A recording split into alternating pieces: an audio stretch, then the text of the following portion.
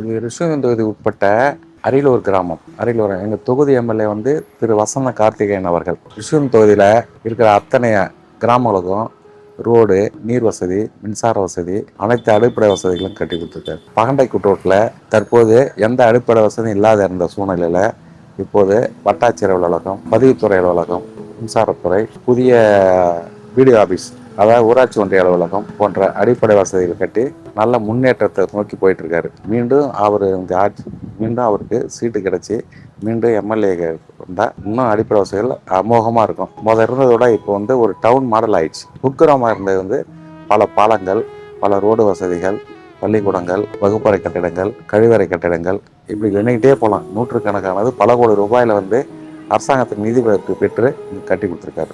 பல ஆயிரக்கணக்கான மக்களுக்கு முதியோர் உதவித்தொகை, திருமண உதவித்தொகை, ரேஷன் கார்டு போன்ற அடிப்படை வசதிகள் யார் வந்து கேட்டால் எதிர்கட்சி ஆளுங்கட்சி கணக்கு பார்க்க மாட்டாங்க. யார் எது கேட்டாலும் உடனே ஸ்பாட்லேயே செஞ்சிடறாரு. 2026 நடைபெறவுள்ள சட்டசபை தேர்தலில் மீண்டும் அவருக்கே கொடுத்தா அமோகமாக வெற்றி பெறாரு. அவர் எதிர்த்து எந்த கட்சினாலும் சரி 0 கூட வாய்ப்பு இல்லை.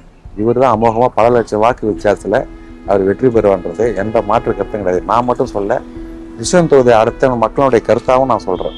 நான் உட்கார்ந்துருக்கிற இடமே அவர் கட்டி கொடுத்த நேல் கூட தான்.